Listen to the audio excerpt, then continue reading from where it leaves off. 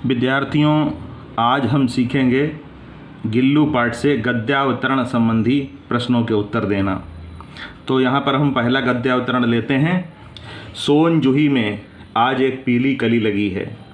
उसे देखकर अनायास ही उस छोटे जीव का स्मरण हो आया जो इस लता की सघन हरितिमा में छिपकर बैठता था और फिर मेरे निकट पहुँचते ही कंधे पर कूदकर मुझे चौंका देता था।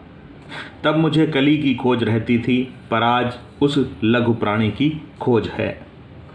अब इसके आधार पर ये संदर्भ लिखना है। इस गद्य खंड का लेखक का नाम और पाठक और लेखक का नाम भी पूछा जा सकता है। रेखांकित अंश की व्याख्या करना है। रेखांकित जो नीचे रेखा खींची गई है उससे उन पंक्तियों की व्याख्या करना है और नीचे जो प्रश्न दिया है उसका उत्तर लिखना है। तो प्रश्न बहुत सारे बन सकते हैं। यहाँ पर एक प्रश्न दिया गया है, लेखिका की आंखें किसे खोज रही हैं। तो 2 नंबर का संदर्भ हो जाता है, इसमें 4 नंबर की व्याख्या हो जाती है और 2 नंबर का एक अन्य प्रश्न हो जाता है। तो ये 8 नंबर का प्रश्न आपके अर्धवार्षिक और वार्षिक प्रश्न पत्रों में आएगा। अब आइए इसकी हम संदर्भ सहित व्याख्या देखते हैं। तो ये देखिए, मैंने संदर्भ तैयार कर रखा है आपके लिए। प्रस्तुत गद्यावतरण हमारी पाठ्य पुस्तक में संकलित रेखाचित्र गिल्लू से अवतरित है।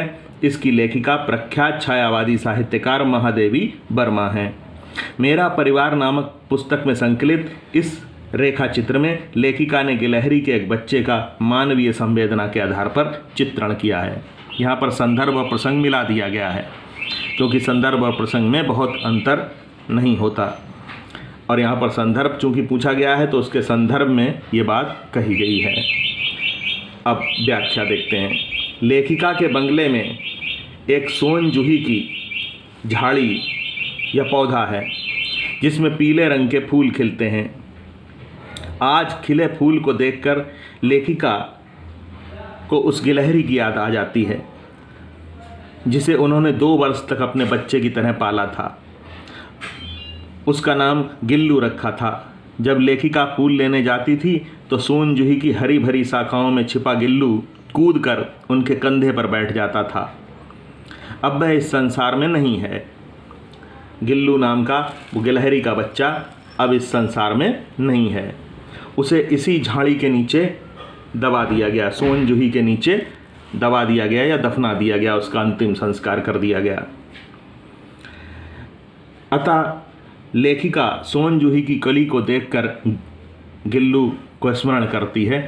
गिल्लू की स्मृति उसको हो जाती है, याद आ जाती है गिल्लू की। अब गिल्लू की कहानी आपने पढ़ी होगी।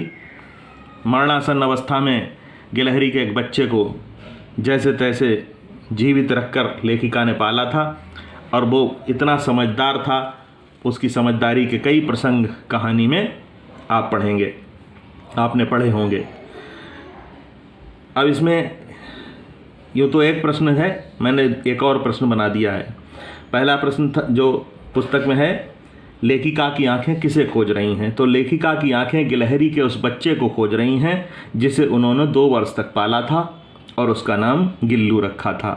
दूसरा प्रश्न ये बन सकता है कि गिल्लू को कहाँ समाधि दी गई। तो गिल्लू को सोन जूही की लता के नीचे समाधि दी गई। तो इस प्रकार से अन्य गद्यखंड जो आपकी पुस्तक में दिए गए हैं उनकी भी आप संदर्भ सहित व्याख्या करके और उससे संबंधित प्रश्नों के उत्तर देंगे। वो आपके गृह कार्य में होगा। ये उदाहरण के लिए मैंने आपको समझाया है और कोई समस्या है तो मैं ऑफलाइन क्लासें लग रही हैं उसमें बता दूंगा, अन्यथा आप मुझसे पूछ सकते हैं। आज के लिए इतना ही।